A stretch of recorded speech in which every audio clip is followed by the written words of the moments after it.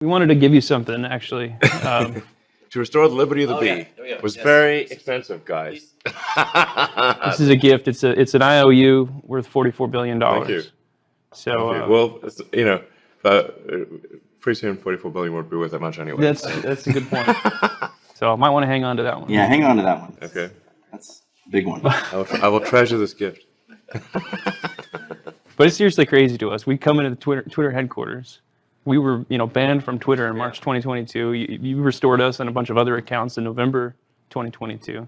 And then now we're invited and we get to come here. And we weren't even allowed to go into our account, Absolutely. It's like barbarians storming. The barbarians, not merely at the gate, they're through the gate and pillaging the merch. Yeah. That's what we were doing. Merch pillaging. We're in and we're pillaging the merch. You're the barbarian. Yes. Just making sure. But you're my barbarian friends. Okay. I want to ask about that. So the restoring of accounts. Yes. When you came in, so you took over, you closed the deal. There was the lawsuit. There was all that. There was the drama. We were like riding a roller coaster, wondering what was actually going to happen because we had no idea if he would ever actually take over the company, if we would ever actually get out of Twitter jail because we had vowed to never delete that tweet. Right. So we were watching and just kind of wondering what's really happening. Then you finally take over. And you go in on day one. What are the conversations? Like, take us behind the scenes. Like, what happened behind the scenes where you're talking with the team, you're trying to figure out what to do with the advertisers and all of that. What was the conversation behind the scene around restoring accounts? There were a few questions around why I was carrying a sink. But where is the sink? Is the sink still here? I think security has it somewhere. Do they really? Yeah. It's here? Yeah. I've still run into people who don't actually... They asked me, why did you walk into the lobby with a sink? Because they didn't understand I was making a pun. Let that sink in. They couldn't help it, I felt like if I showed up with a sink, they'd have to let me in. Right. Because you can't help but let that sink in. It's impossible. Also seems like the perfect Halloween, costume. Yeah. Presuming you want to get into people's houses. Yeah. That's hysterical. So you came in though, and you said, "Bring back the Babilon-B, bring back these accounts." And then there was pushback, right? Didn't you get pushback internally? That's what was reported anyway. Just going off of what was in the news. Yeah. It was chaos in the beginning. I was trying to figure out, how to run this place and what was going on. And it's very difficult when the whole company works from home. So, it's like, who do you even Zoom with, Right. Like, I don't know. It's like, normally you could walk around, introduce yourself to people and have conversations, but Twitter had gone to almost fully work from home. So this building was empty. And Twitter buildings around the world were empty. So it was just very difficult actually just trying to understand what was going on. I'd say it like the analogy, it would be like being teleported into a plane that's in a nosedive with its engines on fire and the controls don't work. And you got to take it out of the nosedive. Yeah. Yeah. You got to reconnect the controls. Like what's the org structure, what's the management team? Because unlike literally the hour one of the thing closing, I exited the top 4 people at the company. And then a whole bunch of people also quit. So it was like, organizational structure was like Swiss cheese that you put in the microwave. Yeah. It was like full of holes and melted. How's your Twitter feed? Are you finding it to be better these days or what? Well, I only use the following tab because to me that's what I always wanted social media to be, was just everybody I follow in order, exactly the order that it's posted. So the For You is more, the algorithm-driven stuff. Yeah, but I think you should try the For You. Try it out. Yeah. And I use it predominantly. And my time on the app is insane because of it. Because it's feeding me so much stuff, like stuff that I'm watching, like crazy fight scenes. So I get stuff in there. You get some weird no context humans or CCTV video. TV exactly. Video or whatever. Yes, uncensored video. I'm getting drawn into these things, the CCTV stuff. Yeah, I think it's good. I mean, I'm seeing a mix of opinions too. I'm seeing people that I disagree with pop up that I don't follow. That's good. Which a lot of people object to. Right. They don't want to see that. They only want to see people that they agree with. Yeah. Well, the system actually does take into account your interaction. So it basically, if you argue with someone else, it'll assume that you like arguing, Right. which probably maybe someone secretly does Yeah. actually like arguing. They may not want to admit it, but they actually like it. It's like that Monty Python sketch. Have you ever seen that one where? I'm here for an argument. Yeah, I'm here for an argument. He accidentally goes into the insults room Yeah, first. abuse. Abuse. So if one account argues with another account, the algorithm will assume that that's what you want. You want more arguments, or more of that. Because you chose your time to spend your time that way. So it will actually then show you content that other content you might want to interact with. But I think that over time, the recommended for you tweets should be extremely compelling. I suspect that you'd probably want 80-20 recommended versus following. Because it'll also the most compelling tweets from your followers are also in For You. So skip the boring ones that people post, Pretty much, yeah. and go right to the good stuff. I mean, there's some accounts that I follow that tweet 20 times Right. a day or more. So it tends to fill up the following. But if you'd want, like, say, the best of the people that you follow, it should be in For You, or something's wrong. But the intent is to maximize unregretted user time. So that's I think the metric. That's the metric I've got the whole organization focused on, is unregretted user time. I mean, because I frequently hear someone tell me they spent a lot of time on TikTok, but they kind of hate themselves afterwards. And so I'll call that obviously regretted user time. So if we want it to be that you spent the time on X/Twitter, and you're glad you did, like you were informed and entertained. And I think get more laughs from Twitter per day than everything else combined, frankly. Yeah, because everybody's moving towards algorithm. Facebook's algorithm, and YouTube's all algorithm driven, TikTok. So what's Twitter doing differently that's getting you that unregretted user time compared with these other apps? Well, I guess it matters what content is on a system to be recommended in the first place. Okay. So, TikTok has a lot of teen dance videos. So clearly it's a popular topic. Twitter is more of intellectual debates and learning things, humor and humor. So it's a much more of a variety show, but includes serious information, and brand breaking news. It's what it matters that even if you had there were identical algorithms between Facebook and Twitter, if Twitter's content is better or more interesting in that way, you still prefer Twitter. And as you've seen, we've open sourced the algorithm and made, at this point, I think, well over 100 changes based on user feedback. But how will we stay informed if NPR isn't there anymore? At any given point, I'm not sure if NPR is there or not. I wasn't aware that they were there until they said they were not going to be there. That's how it was with Jim Carrey. When I found out Jim Carrey was leaving Twitter, I'm like, I didn't know Jim Carrey was on Twitter.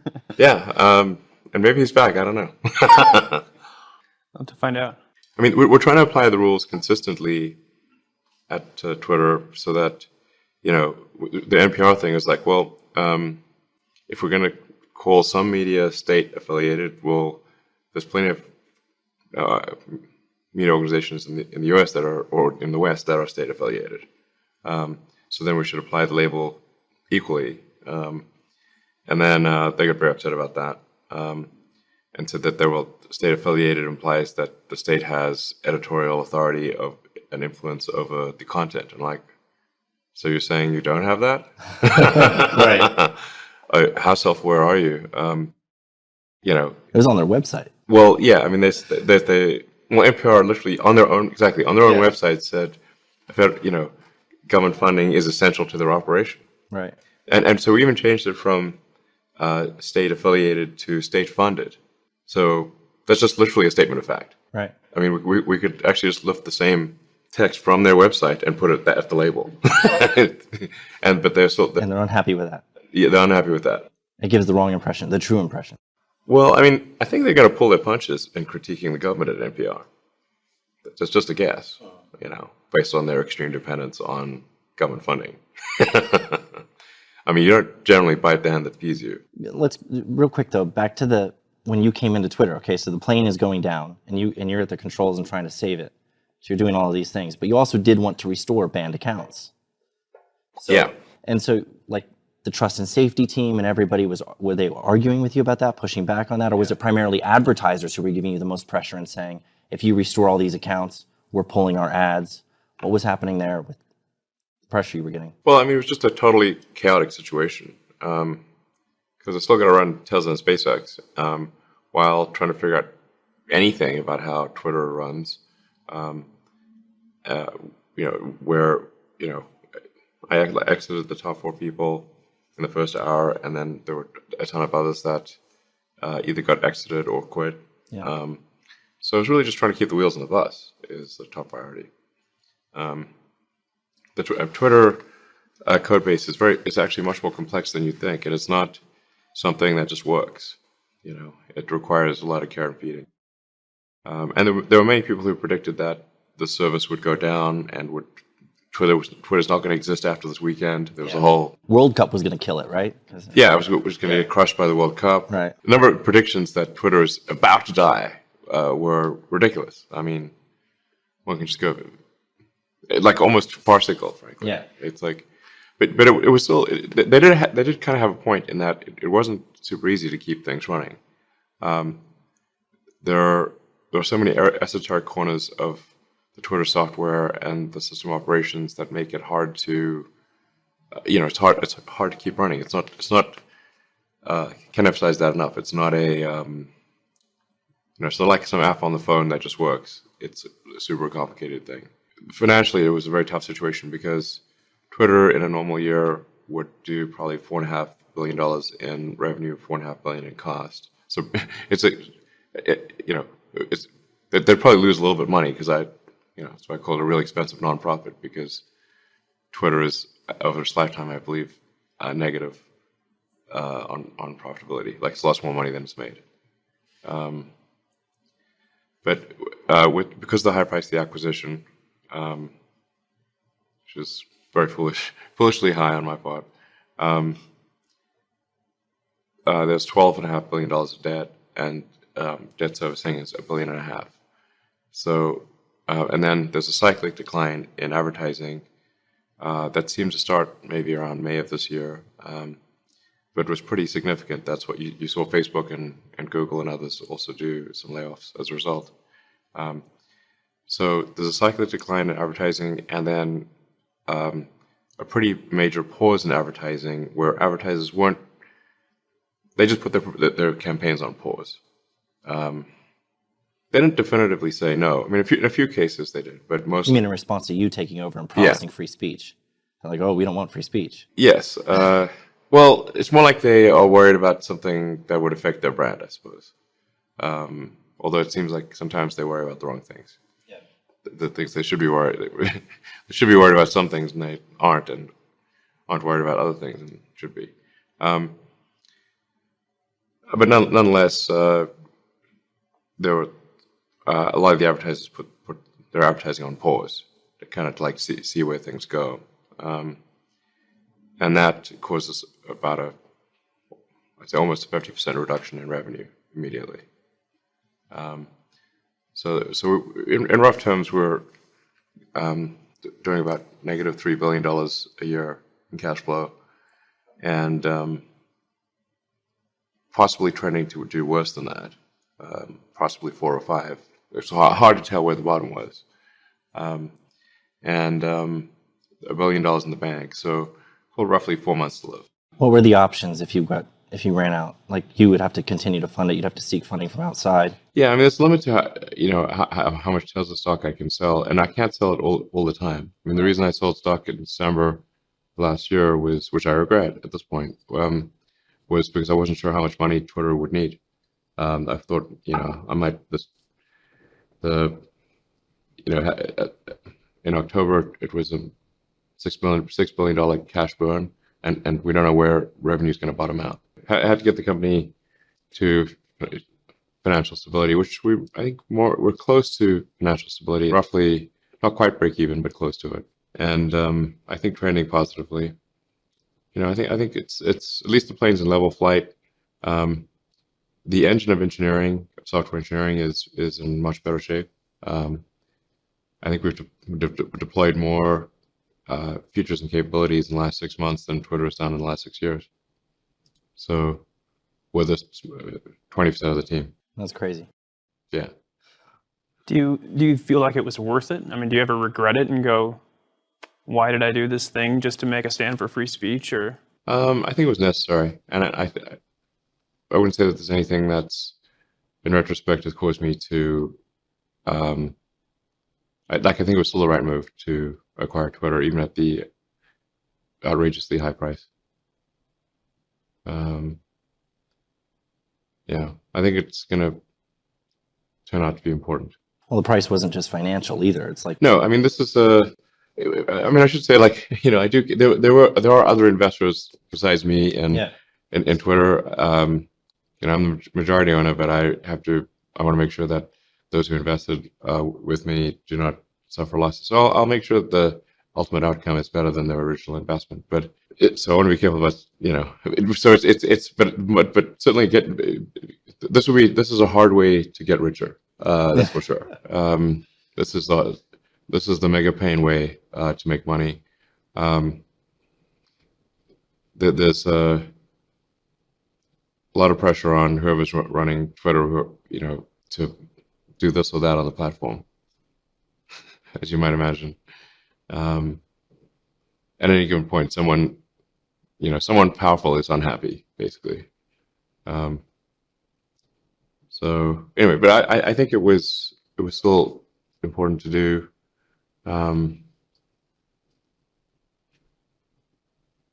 Because pretty much all of the social media companies and the search companies were acting in unison, and along with the legacy media. So it was just, where do you find, actually, where do you find the truth? And if everyone is in lockstep with the lie. well, did you see Obama's comments recently in a CBS interview? I think it was CBS, where he was talking about how the thing that keeps him up at night is how the media, there's like diversity in the media now, and there didn't used to be. And so now you have different narratives and people basically inhabiting different realities. And that's the thing that's like keeping him up at night, is like the big problem that we face right now. you wanted to go back to the glory days? Yeah, there was one narrative, and the media was unified. 3 different channels all telling you the same. So you disagree. You're telling us you disagree. Well, I haven't seen the full video, so it's possible there may be some contextual elements that mitigate. Community Notes will help us with that one. Yeah, Community Notes is being pretty good. I'm watching it closely to make sure, because as Community Notes gains credibility, the value of gaming it increases. So we got to make sure that it is as ungameable as possible. You may know this, but the essential idea behind Community Notes is that a note is only shown if it is rated highly by people who historically have different opinions. Mm-hmm. So where do people who would normally disagree agree? Yeah. And so even if there's a lot of people from, say, like one political point of view, it doesn't have to be political, but one point of view, and there's only a small number from another political point of view, they still have to agree. Like, you can't just brigade the thing with one ideology. I think the value in Community Notes goes so far beyond just like fact checking, though. It's actually entertaining. When somebody gets noted, it's like it's better than getting ratioed. It's awesome. It is awesome. Yeah. The humor value of some of the notes is high. And I think it encourages. When fact checkers get noted, it's so ironic. It's beautiful. Well, we have so much experience with fact checking because we were getting fact checked by Snopes all the time for our jokes. But that was just one blue-haired Sure. lady or something getting mad at one of our jokes. And it's so much more powerful when it's, like you said, people that disagree. Yeah. The community coming together to fact check something. And yeah, I mean, the ones that I see they're solid. It's like rare to see a wrong one. So, and anyone can get community noted, including me, obviously, as well as advertisers and presidents of countries and whatnot. So, I think once you get noted a few times, it's an honesty amplifier. Uh-huh. You know, so Well, and they're not used to it. People, they're not used to it. So. yeah, people that are on the left or just in their own echo chamber, government leaders, they're not used to that kind of accountability. They're not. I think it definitely comes as a surprise when they get a community note for the first time. Have you been noted? How many times have you been noted on? I'm not sure. Maybe 3 times. Oh, I don't know. I've never been community noted, I don't think. Babilonbi hasn't been community. Not yet. I was wondering about that. If we're going to get like marked like this was satire, if people believed it was true or something like that, but it hasn't happened. No, we don't make any truth claims, really, right? Yeah. I mean, so I don't know. Yeah, That was the people weird thing about believe the it, fact checks. Yeah. People believe it sometimes. They I can't do. tell if it's real. I can't blame them. I No, can some of these never blame headlines them. are. I can't. Some of these articles are. I can't tell it. I mean, I can tell that it doesn't have a B logo on it, but Right. but the actual text of the headline is indistinguishable from a Babylon B, Yeah. piece. So it's very very common at this point. It's a crazy world we live in. Yeah, that's why I don't blame people when someone says that they make fun of people who think that satire is true. I'm like, I don't, the real headlines are so satirical in nature. They seem like a parody. So if you believe a B article, it's just Yeah. that naturally it's going to happen. So you want to see, Like you see some of these things where it's like free speech is bad from free speech or so. If there was like one headline to that effect. yeah. It's Wait, like, is this satire real? is satire real? It's like Right. I yeah. don't know. You can't tell. New York Times had like critical thinking is bad for our democracy or something. I remember that. Yeah. I'm like, what are you talking about? That's insane. There's a lot of those. There's a lot of those. But you want to see Twitter be a place where truth prevails through debate, right? Where people can Yeah. actually go back and forth rather than you having somebody from the top down deciding this is what's true and this is what everybody needs to believe, and in lockstep unison putting that out there and silencing it and stamping out everybody else. Yes, we definitely want divergent narratives. That doesn't mean they have to be, that people need to get violent about it or anything. But I think you want to have a marketplace of ideas where people, have different viewpoints. They argue their viewpoints, and maybe some minds are changed along the way. There's both. There's also is the narrative true, and who's choosing the narrative. I think who's choosing the narrative is a bigger deal than is the article. Is everything in the article accurate? Because there's a lot of things you could write about on Oath. Why write about that thing? Yeah. So yeah. So the aspiration here for X/Twitter is to be, I would call it the least untruthful place on the internet. Like we should acknowledge that there will be things that are untrue on the platform, but we'd like to be the least untrue of any place. And people have a right to be wrong anyway. They have a right. Well, right to be wrong. But I think we're succeeding if Twitter is the place where you can get the most accurate, the closest to the truth, and different perspectives on the truth to the degree that it's subjective. That's the goal. Pretty straightforward. And Elon even thinks that he has the right to share his opinion, Yeah. He has the audacity. which we found out. The audacity to share your own opinions. I was thinking the opposite. So in this is a reference to the interview that you had recently with CNBC, and you were asked why you tweet certain things. Why do you share that publicly? Why do you share it widely? Why don't you keep it in? And the question What, they're like Soros's Magneto? Yeah, exactly. Yes. Sorry, Magneto. Controversial things like that. I shouldn't have said that. It's unfair to Magneto. It's unfair to Magneto, exactly. My mind goes the opposite direction. I'm like, what's in your unsent drafts? I want to know what man. you're not. I want to know what you're holding back. We promise we won't publish this. Yeah. We'll turn the cameras on. I probably there've been a few cases where if I still want to send this tweet in the morning, Yeah. I will do so. And there've been a few cases where I should have done so that would have saved a lot of grief. So there was some truth to that. Like a good friend of mine said, I'm not going to suggest that I stop tweeting, but you might want to consider saving it as a draft and seeing if you want to tweet it in the morning. Yeah. That's good advice. That should be a Bible verse. Yeah. I think like Lincoln did something where he used to write these like angry letters to people, and then he came to the conclusion that it really wasn't doing any good, and so he'd write the angry letter and then see if he wanted to mail it the next day. Put it in a drawer. Yeah, stick it in a drawer. Yeah, put it in a drawer. I believe that was, and then he almost never mailed it. Yeah, but you don't write angry tweets.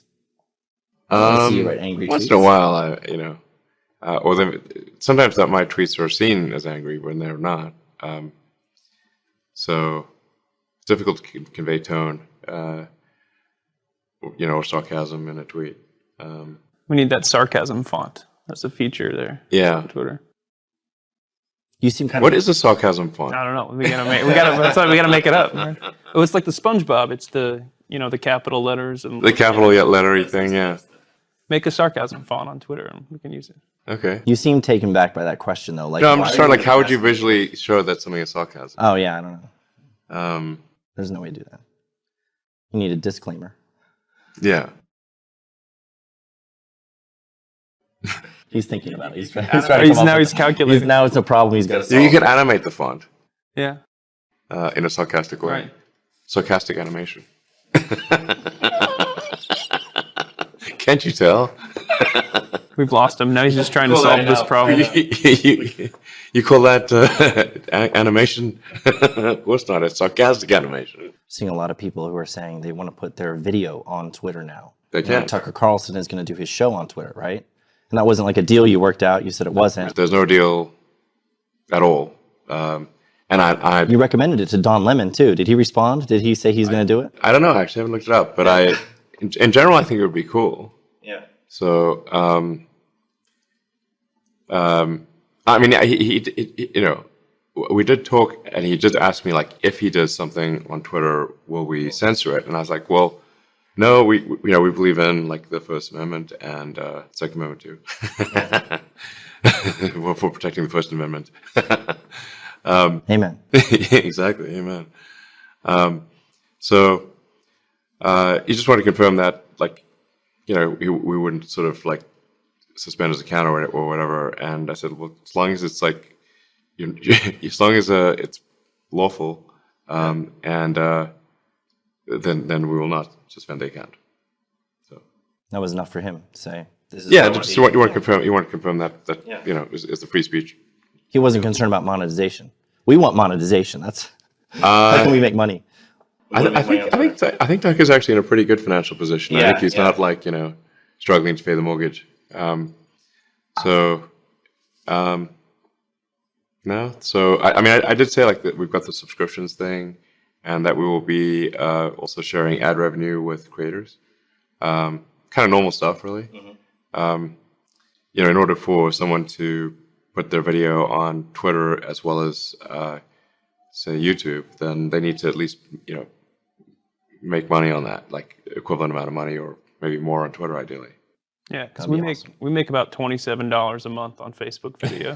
Nice. YouTube's only a little bit better. Are you serious? We don't make much on Facebook. Facebook's It's very weak for little. us. Yeah, Very Facebook's weak. really bad on the monetization. Yeah. YouTube's a little bit better, but still not. And nowhere near the number of views you're getting. You'll get millions and millions of views, especially on these shorts videos, and they throw pennies your way. So what is the plan for Twitter video monetization for users? Well, we obviously have subscriptions, and I subscribe to the Yeah. video course. Thank you. You're welcome. Can you look at that camera and say, subscribe to the band? Subscribe to the Babilonbi. There you go. You won't regret it. So All right, the interview's done. We got what we needed. so we have subscriptions, obviously. We're also going to be surfacing tweets that are subscription tweets where you see the first line. We saw that. Didn't Seeing we? it already, yeah. Yeah. So that's going to be really a big deal for growing subscriber base, because people want to kind of see like, what is this tweet, So we'll keep providing, analyzing content that is for subscribers only. I think it'll take a moment for users to get used to it, but the rate of growth of subscriptions is crazy. Like, yeah, I mean, this is the fastest I've seen anything grow. It's like wildfire. So I think it's going to be good. So there's subscriptions, and then there's share of advertising revenue. We just really need to complete writing the software for figuring out like what ads were associated with what content, and then figure out like some reasonable revenue share. And from the date that I said we would compensate creators, we will backdate it to that and send people checks. So with the advertisers, are the advertisers that paused back for the most part, are you continuing to see problems with them being concerned about your free speech stance? And the new hire that you have coming in as CEO, is she going to be addressing some of those issues and trying to work with advertisers to make sure that they feel comfortable on the platform? But then also, how do you balance that with a commitment to free speech? It's kind of a... Yeah, so I mean, I think it's reasonable for an advertiser to decide what content they appear next to. We'll make sure that their ad doesn't appear next to something controversial or whatever they consider controversial. So I mean, some things are fairly obvious. Like you don't want, say, a kids movie showing up next to some racy content of some kind, like NSFW stuff. Or come visit Disneyland next to dead bodies in Ukraine. Right. It's like it's reasonable to have these adjacency controls. Just like advertisers could pick a particular time of day to advertise. If they're going to advertise, up through, I don't know, whatever it is, 8 or 9 p.m. versus like a midnight advertisement, it's going to be different. So we have those controls in place for advertisers, and we said like, look, there's freedom of speech, but not freedom of reach necessarily. So it's like if somebody, we have to be careful that doesn't become dystopian. But people can basically say what they want to say. But if a lot of verified accounts flag it as questionable content, then it will not get amplified. So we do need to, like I said, do need to make sure this doesn't have bad effects. This new hire, though, there's been people, you made kind of both sides mad about it, right? You got people on the left who are mad for their reasons. You have people on the right who are mad for their reasons. You seem satisfied with that outcome because it means that, if you've got people on the fringes on both sides upset, then you're doing something right?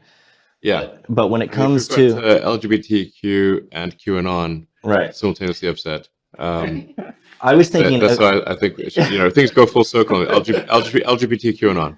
It's gonna probably get me in trouble. If you like, well, probably will. You were saying, you want to speak your mind even if it costs you something. You want to be able to say what you want even if it costs you something. You said that very emphatically in that interview you just did. Sure. And so that matters to you a lot. And that so in a context where you've got like a new CEO coming in who's going to be taking over, and you want everybody else to have that same freedom to be able to say what they want, even if it costs them something personally in their lives or whatever, to have that freedom. It would seem to me that the number one thing you'd be looking for is someone who's going to come in and be as committed to free speech as you are. That trumps even advertising revenue, in your view, if you're willing to lose money to be able to personally speak freely. Then we've also lost money, advertising money, because some advertisers have got community noted. Right. And we wouldn't take the community note down. Right. So we lost $40 million in advertising because of that. Because the big ones pulled out. Because of community notes and refusing to pull community notes. That was a willingness to lose money. Yes, we literally just lost $40 million. Right. That's not an approximation. Will things change along those lines? Will there be more willingness to compromise to keep the revenue, to keep coming in from these big advertisers? Is that a concern of yours? No, I think we've actually largely addressed the concerns of the advertisers. A lot of them weren't necessarily against me taking over Twitter. They just weren't sure what it would look like. Are there sharks in the water or what? Is there going to be rampant disinformation? Is it going to be some like massive right-wing takeover or what? So they were just like uncertain. And I think we're getting to the point here where they're like, and a lot of them use Twitter every day, and it's like it's obviously not filled with hate speech. Like anyone who uses it knows that. Well, the media keeps trying to say that. They keep publishing these articles. It's hate speech is on the rise. Hate speech is on the rise. 2,000%. Yeah, it's totally increase false. in hate speech. Yeah, it's completely false. The view counts are down by a third, maybe a half, and that's despite usage of the all-time record usage of Twitter. And how do they define hate speech is a big question mark, I think. Well, it turned out one of the hate speech terms was literally George Soros. His name. Yes, just saying it. We count it as a hate speech thing. So I thought, well, wild. maybe the definition is a little broad. Yeah. So calling him Magneto is considered hate speech. I mean, it's like It's not love it's a speech. comic book, It's like let's relax, Joel. It's not the end of the world here. Does that make you Professor X, or who's Professor X in this? Well,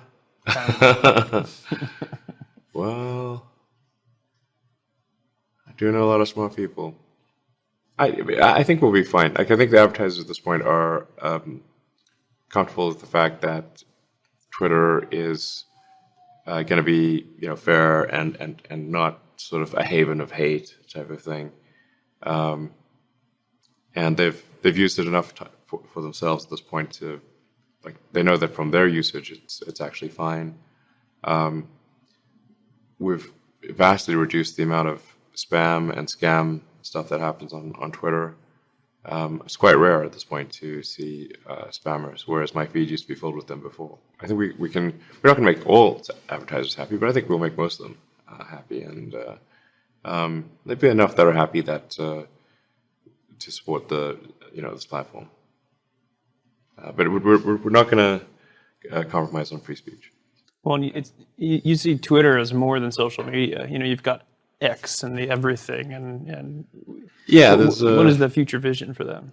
Some of that will be fulfillment of the vision I had for X.com 24 years ago,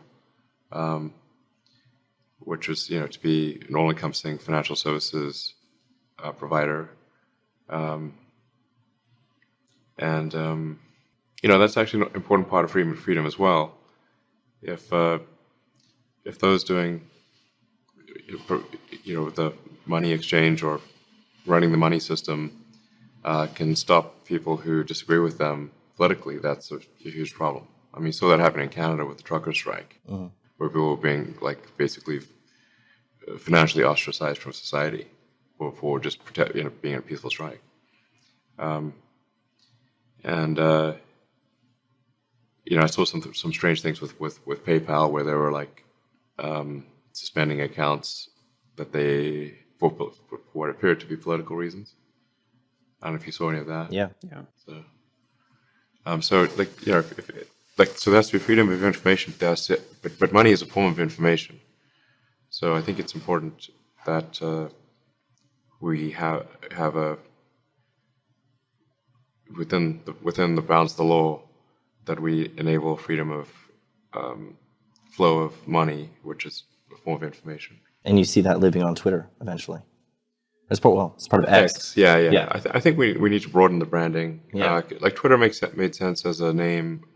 If people are sending, texts, basically group texts at 140 characters a piece between each other, that's kind of a short thing, a tweet, not a long thing. But at the point at which you've got not just text, but pictures, video, live interaction, a full array of financial services, a full array of communications, encrypted communications, voice, video, everything. Twitter, I think, is the wrong branding for that. I believe in descriptive branding. So, whereas X is kind of, X can mean anything. So X marks the spot. X is where the treasure is. XXX is where the porn is. We're Christians. We're Christians, so we wouldn't know. Yeah. X-rated. But I think, in general, the goal here is like, look, let's just make sure we take the actions that strengthen the pillars of democracy and further civilization. We want to have a future we can look forward to, that we're excited about the future, not one where we're sad about it. So, and the civilization is more fragile than people realize. If you study the rise and fall of civilizations in history, when they're at the top, they never think they're going to fall. But they always do, eventually. Yeah. Every civilization has a lifespan. About how many years do you think we got left? Well, I'm seeing a lot of late-stage civilization vibes these days. Yeah, seriously. Seriously. I don't know, man. There's so many wild cards. The short term we've got.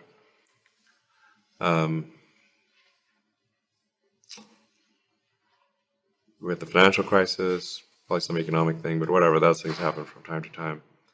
But we've got some geopolitical wild cards with Ukraine and Taiwan, and then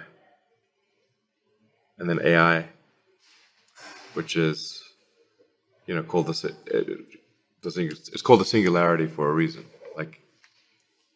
because you don't know what's going to happen. It's like a black hole. You go in the black hole, what happens? Don't know. We're on the singularity, AI singularity event horizon, circling the black hole. Well, and does AI concern you more than those other things like geopolitical, nuclear war, or whatever? And where does that fall on the scale for you? I know you've said some cautionary things about it, but I don't know if you're like as much of a doomer as some people are about AI. I mean, the good news about Russian roulette is 5 of the barrels are unloaded. That's encouraging. Yeah. That's good. Look on the bright side. Yeah, it just seems like a lot of times people that are in tech are pushing these things forward without any guardrails or consideration, for what could go wrong, despite all the cautionary tales. What is that's what sci-fi is all about. That's you why think there should be regulation and stuff like that, right? But what does that look like? How do you regulate AI, for example? Well, I think you start off with an insight committee that has people that are independent from the leading players, as well as maybe some representatives from the leading players. And that's an insight committee. The goal is simply to learn things, and then consult with industry and propose rules. That's basically how it's worked for food and drug, or for aircraft, or cars. So is that when there's something that is a danger to the public, there's some regulatory body to, kind of like a referee, make sure the companies don't cut corners and stuff. When it comes to, just coming back to speech real quick and Twitter, I've often wondered, in our case with you, we had a situation where this benevolent billionaire comes in and decides, I'm going to make sure free speech exists for people because there's no place where they can speak freely right now. So I'm going to buy Twitter and restore free speech on this platform. Great. We're glad that you did that. Thank you. But should we have to rely on benevolent billionaires to solve these problems for us? Or should there be legal changes? Should there be, like right now, the law currently protects us from government censorship, obviously, right? The First Amendment does that. But it doesn't protect us from private companies that want to muzzle our speech. Sure. So should there be legal changes that prevent viewpoint discrimination? And do you support laws like that? Are you aware of some of the legal, the current bills, like in different states that are being pushed along those lines? There are various bills. I mean, we have to be careful that the bill that is intended to do good does not pave the road to hell. So, I think something I think would be very powerful is to say that all social media companies have to open source their algorithms, so that at least it's known what they're suppressing, and they can't secretly suppress things. Right. There's a massive amount of secret suppression going on at Facebook, Google, Instagram, massive. It's just nonstop secret suppression. And there was at Twitter, And yeah, absolutely. but not anymore, right? Right. And people call it shadow banning.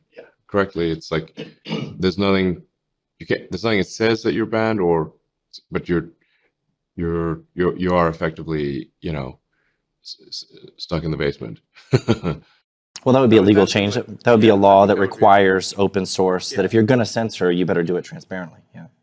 Yeah, the thing is that it really doesn't take much to sort of censor something. So there's a lot of censorship that goes on at Google that people don't realize, because all that needs to happen is just move that link to page 5. Right. I mean, the thing about the old joke about Google is like, what's the best place to hide a dead body? Well, the second page of Google search results. Right. And nobody ever looks there. So if you just nudge something to even page 2, it's going to drop the visibility by 100. But if you apply that to the principle of freedom of speech, but not of reach, isn't that the same thing? Is there a difference? Potentially, yeah. That's why That's where you're saying you got to be careful with how you handle that. Yeah. Well, one of the craziest things you did when you took over Twitter was start releasing the Twitter files, which, Yeah.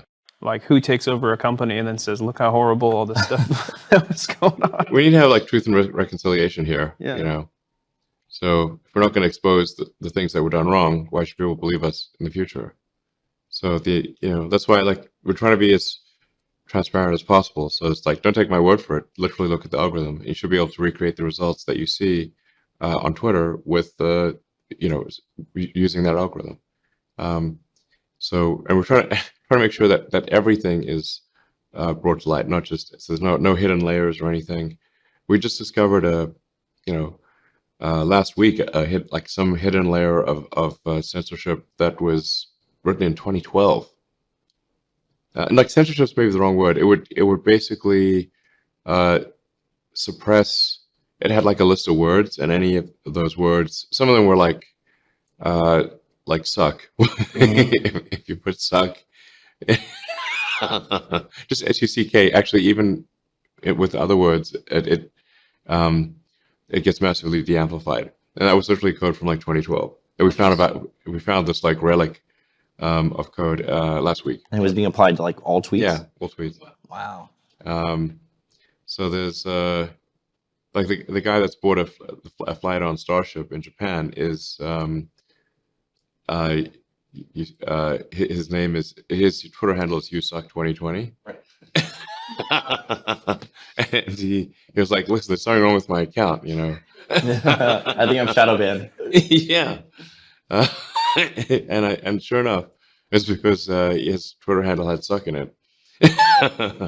So it turned out there was about 1,000 words from some ancient list that where tweets were being suppressed, and then we just found a list of URLs that are being suppressed. Some of them are obviously renowned scammer URLs, but some of them aren't. It's like Babylonb.com was on the list. Yeah. So there's just it's like an archaeological dig, frankly. You talk a lot about wokeness and the woke mind virus and all that. Do you feel like that's what was driving those kinds of decisions here, or? Yeah, absolutely. So it's like, around here, it's not about whether you had had some of the woke Kool-Aid. You're swimming in the woke Kool-Aid. It's like, it's like a fish doesn't see the water, it's swimming in it. Yeah. Right. It just seems normal. Like if you're in the cult, it's normal. The thing is, there's actually so much material. There's God knows how many lines of Slack, for example. Right. Yeah. This company ran on Slack, so it's like one massive group text situation. So it's a lot of material. Not that many emails. Emails mostly were for people coming from outside communications. And then there was that weird government portal that destroyed everything after 2 weeks, which doesn't sound legal. But yeah. I thought it was amazing how you were, from day one, basically handling customer service. Yeah. You were personally looking at reports from people, trying to dig into things. Yeah. And that was round the clock for you for a little while. I mean, the sheer layers, this was a tiramisu of bullshit, basically. So many layers. I mean, really, there needs to be a ground-up rewrite. Otherwise we're like going through like this ghost mansion, trying to get the ghosts out one at a time. Still finding ghosts as recently as last week. But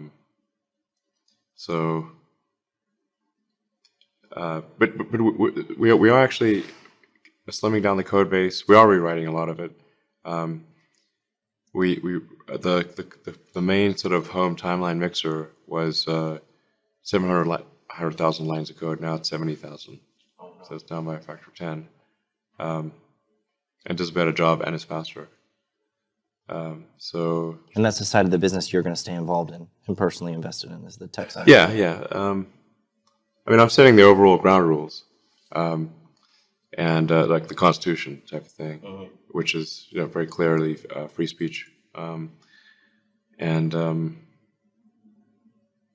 that is not a revenue optimizing strategy. So, but we don't need to make a ton of money. We just need to not go bankrupt. So,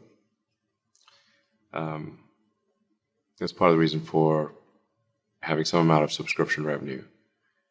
Is not we respect the advertisers, but we don't want to be too dependent on them. Not go bankrupt. That's the business. That's the end goal. Not go bankrupt. Hopefully make at least some reasonable return for investors. But it's not like, it's not like just some sort of mercantile optimization. So, do you think it's possible to run a free speech platform that is profitable? We're going to find out. So, I think so. I mean, I'm not sure. Like, you can definitely sell your soul to the devil here and increase revenue. That's for sure. Yeah. So that that's, and I think it becomes tough especially if you're a publicly traded company. You can be sued for not taking the actions that maximize profitability. So, Jack was right that it was impossible to reform as a public company. You just get excoriated in the market and have a zillion lawsuits. Anyway, so it's like I'm hopeful the platform can be, like I said, the least untrue, closest to true and complete. It's going to be hopefully the whole truth. Probably not nothing but the truth, because there'll be some things that aren't true. But the whole but a diversity of perspectives, so, and a diversity of narratives, so people can decide what they want to focus on and not be force-fed things. Also recommend that Twitter lists are actually pretty great. Yeah. So, and we've now it made it easy to find like lists created by experts on various subjects. So that's another way to stay informed on any subject, whether it's sports or politics or video games or whatever. How worried are you about Mastodon and Tribal? Well, once I tried using them, I was like, it's not a threat. That was my conclusion. Most importantly, you brought up video games. Have you played the new Zelda game yet? Is it great? It is.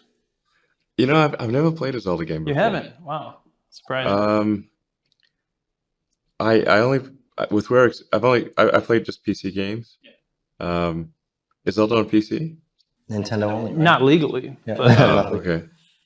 Can't condone that, but Halo was the only game that I ever played on a console. Okay. What are you playing right now? I'm actually looking for something good to play. So I finished Dead Space, which is the Dead Space remake is really good. Is it? Yeah. I heard it was woke. Is it woke?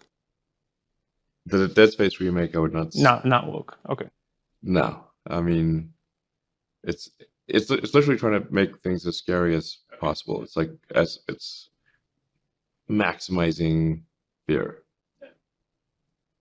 Yeah, it's gruesome. I played the original. I haven't played the remake, so. No, it's gruesome. Yeah.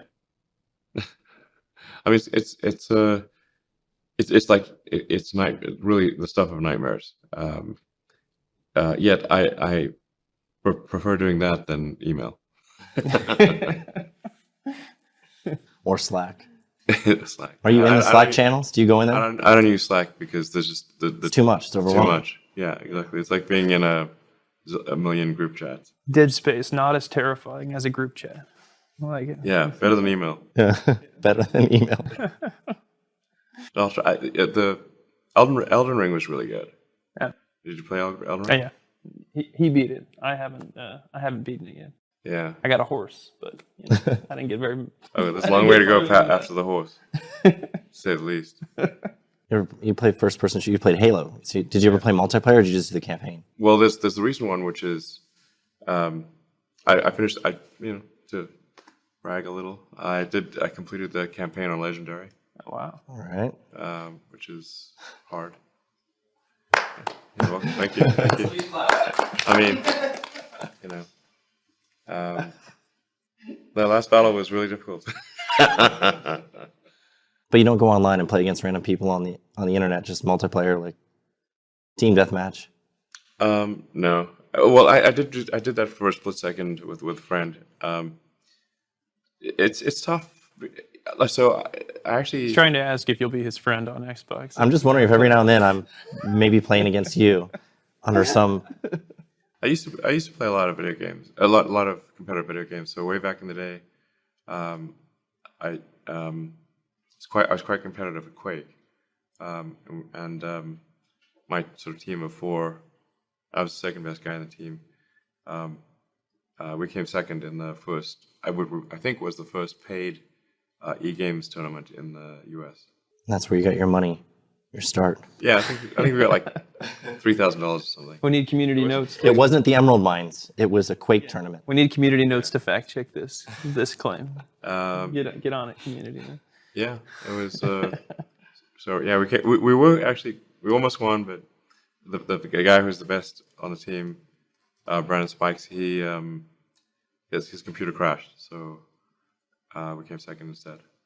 We still got money and stuff. Anyway, I've made money playing video games. That's amazing. Yeah. I have not. So yeah. These days I kind of like a campaign with a good story. It's hard to match reflexes with 16-year-olds. Yeah. There's got to be some strategy element to it. They're always saying mean things about your mom and stuff on there. It's kind of harsh. Yeah, I have some friends who play League of Legends. Oh yeah, they're pretty mean in those communities. Yeah, they are. Yeah. Toxic. They call it toxic community. Yeah. League is intense. Yeah. League is a lifestyle. Yeah. One of those lifestyle games. Yeah. I think my son Griffin put more time into League than he did into his college applications. I mean, if he was awake at like 5 a.m, that's like he's playing League. So, yeah, I'm kind of looking for a game, sort of take your mind off things for half an hour or whatever. Well, I'll try to come up with some recommendations for you. The new Jedi game. I'm gonna get that soon. Can't recommend it yet because I haven't played it. Well, what There's do a you? fun game for phones called Vampire Survivors. Oh, I'll check that out. Yeah, it's good. My recommendation. Well, what do you do what do you like to watch in terms of comedy and entertainment? I know you share a lot of memes and obviously comment on some Babilon articles and stuff like that. You tweeted one time about how wokeness is destroying comedy and how it was how woke you can't write comedy from a leftist place of wokeness because there's no truth claim or the truth claim is wrong. I mean, I'm butchering it, but hardly need to tell you guys, but the essence of a lot of comedy is a revealed truth, like a hidden truth that people understand intuitively or explicitly, and there's that sort of moment of revealed, kernel of truth of often unacknowledged truth, and in that unacknowledged truth is the humor. So if you're premised on a lie, you can no longer be funny because there's no revealed truth. And this is why a lot of people on the left have no sense of humor. They're not funny. And if there are so many no-fly zones, that you have to avoid all the time, then how do you what is there what like there's nothing left to have fun about, Yeah.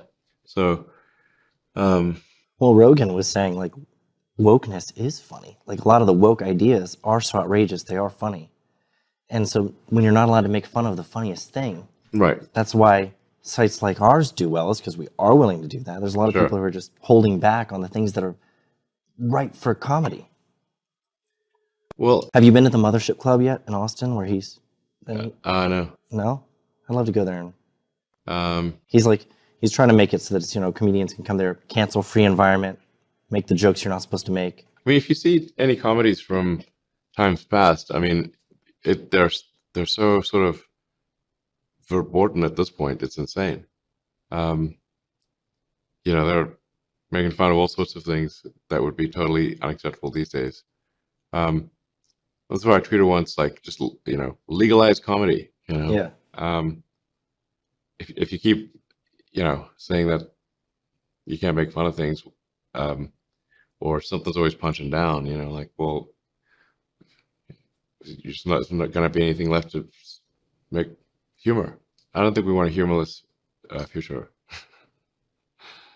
It's the same, it's the same thing that you have with speech, where it's like, if only the popular narrative is being promoted and it's never being challenged, then that's a problem. And it's a problem for comedy too. Yeah. So you can't be funny just propping up the popular narrative and trying to get people to clap for you. Like it's applause, it's not laughter. Yes, true. Clapter, somebody called it. Yeah. Yeah, it's funny seeing some of the snippets from the White House Correspondents' Club dinner, where Biden was getting a lot of claps, but it was like, is this your cheering squad or what? Right. A lot of applause. A lot of applause. Yeah. Whoever stops clapping last is out of the club. You just want someone normal to be president, you said recently. Someone normal, a normal human being. I mean, I think so. Now the thing is that it is contrary to my prediction of the most entertaining outcome is the most likely. Yeah. You may have heard me say that, like this Occam's razor, the simplest explanation is most likely. My friend Jonah has this, his theory is the most ironic explanation is most likely, and then my variant is the most entertaining outcome is the most likely, as viewed from a third party who's not in the show. So you could be watching a World War I movie where people are getting blown to bits, and you're just having a soda and popcorn. It's fine. But it's rough for the people getting blown up by cannon shells. Right. We're in there getting blown up by cannon shells, and it's whatever or a very good thing happening. But my theory is that more often than not, the most entertaining outcome, as though we were an alien soap opera, is the most likely.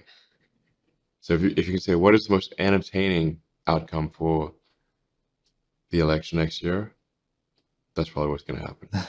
Is that because God is a jokester and is messing with us, or what? Or because we're in a simulation. Or is it because of simulation? I mean, ratings, man. Just for the ratings. God's doing it for the ratings. Well, I'm saying that's often the case.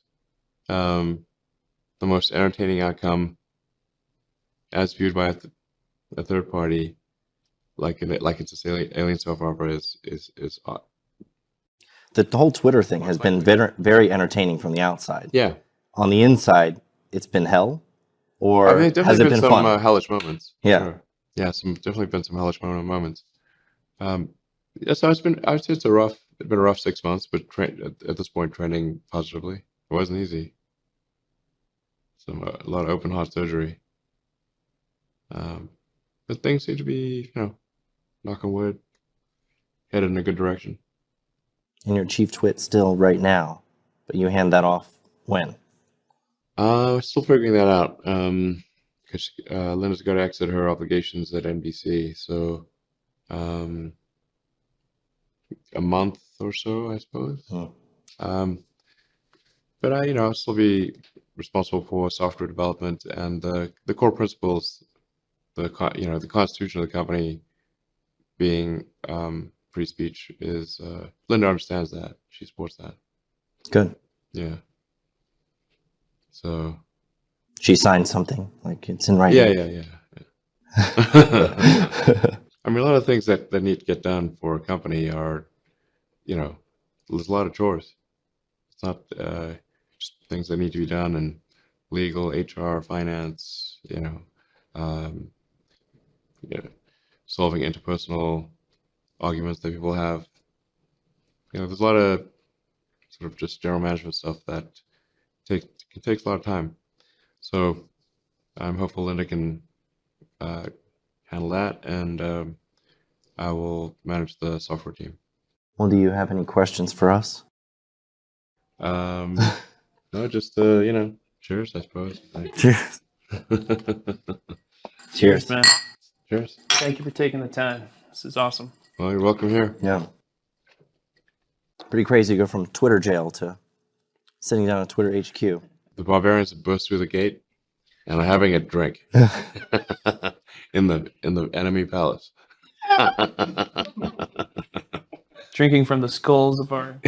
Well, no. What is best in life? What is best in life? Exactly. Conan the Barbarian. Underrated. It feels like victory. Yeah, it does. Yeah. To us, anyway. Yeah. Yeah. I feel great.